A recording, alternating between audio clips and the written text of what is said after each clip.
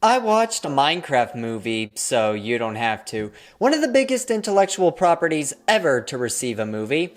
And just like my father, when I told him I would be attending the University of Georgia as a theater major, I was disappointed. Well, that's not 100% true. My expectations were low since the first trailer dropped. I saw this opening weekend, but due to schedule conflicts was unable to make a video talking about it until now. It's probably the most conflicting movie I've ever reviewed, and there's an equal number of things to like and dislike about it. It's definitely not the worst movie ever created, nor was it the worst movie based on a video game, but it is a really generic kids movie, and I'm sure most people knew that going in.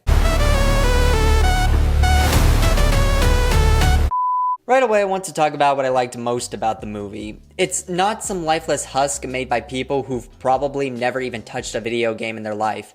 It truly feels like a lot of passion went into making a Minecraft movie, and everyone who was a part of it was very familiar with the property. From imagery to Easter eggs, there's a lot of things the Minecraft community will appreciate that were taken into consideration, including a nod to a certain Minecraft YouTuber. I also didn't think the animation was bad. In fact, it felt like only the worst scenes were used for the trailers, because after watching the movie, I thought the CGI was great. However, it's when you combine real actors with this animated world that things begin to look awful, because they're just doing choreography in front of a green screen.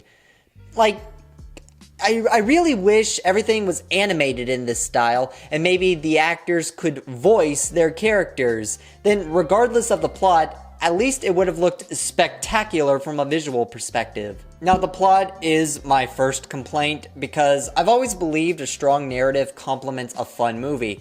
The Minecraft movie is definitely fun to watch, but not from a narrative perspective. The plot is super simple. Our protagonists stumble across the Tesseract that brings them to the Minecraft world.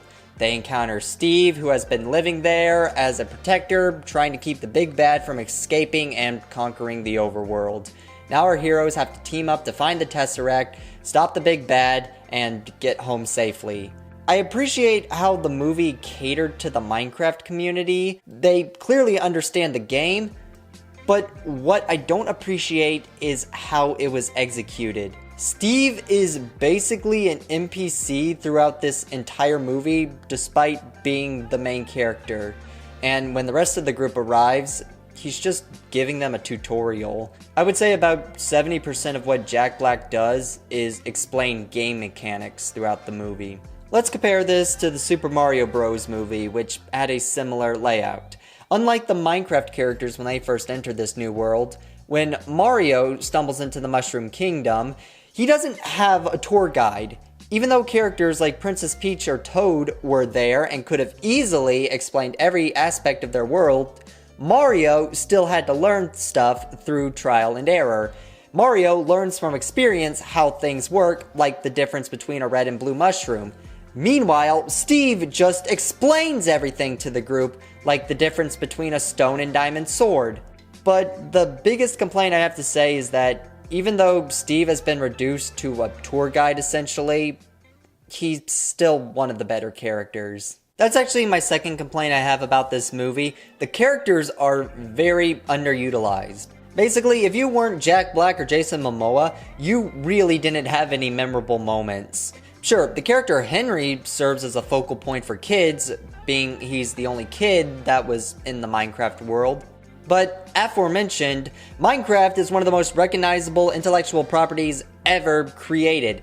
It's a game both kids and adults enjoy. So, I don't know why they didn't flesh out multiple characters. Especially the women. Emma Myers and Jennifer Coolidge's characters get several opportunities to do something without the male leads, but basically end up being a part of a bunch of side quests that serve no real purpose to their character or overall plot. Oh, and I forgot to mention Dawn, who's the only character I'm perplexed as to why they were even in the film. Don't get me wrong, Danielle Brooks is a fantastic actress and deserves her Oscar nominations, but man, talk about wasted talent. If there was one character you could remove from the movie without impacting the overall story, it'd be hers. Going back to the positives, the audio was great. I thought the audio team did a fantastic job remastering game audio for the film. The reason why I say that is because I wish they did more of that instead of falling back on 80s songs like a lot of movies based on video games tend to do. Just like with the Super Mario Bros. Movie, a lot of scenes when paired with popular songs and artists in a Minecraft movie felt off compared to the scenes that included a remastered soundtrack from the Minecraft game. Also, because it's a Jack Black movie, it's kind of become a go-to where he includes an original song. He has 4 of them in a Minecraft movie, and if I'm being honest, they're just not very good.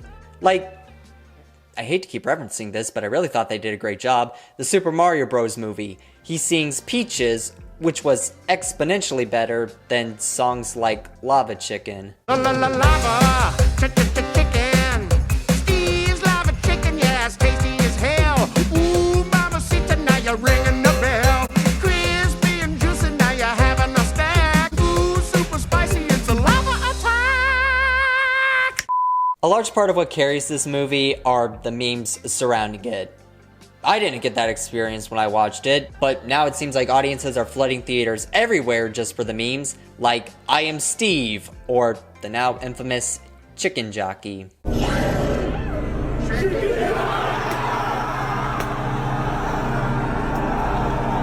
And yeah, I don't think that's necessarily a bad thing, but it does kind of take the wind out of its own sail. There's infinite potential the Minecraft property can bring, which is why it's a shame that they solely relied on memes for the movie to be a success. Which it is. I have no doubt this movie will break even. In fact, they've already made over $300 million opening weekend and are on track to becoming the highest grossing video game movie of all time. The film is by all means a success. It's just disappointing how they achieved it. This is the same strategy Illumination used that fundamentally killed the Despicable Me franchise. So I really hope Warner Bros. Doesn't do the same by going all in on the memes with this franchise going forward, because they had a good foundation. Now it's time for them to build onto it. They are planning to make a sequel, by the way. That got teased in the post-credits. So yeah, that's my thoughts on a Minecraft movie. Overall, everyone who was a part of it at least gave it their all and tried to make it a good movie, but I still found it to be underwhelming, to say the least. Aforementioned, I saw this opening weekend before all the crazy madness that's happening now. I plan to make a separate video talking about that, but to summarize based on the raw experience, it's not really a good or bad movie, it's just the textbook definition of mid, which for something as big as Minecraft is pretty disappointing. So yeah, I just wanted to talk about this, and that's really about it. So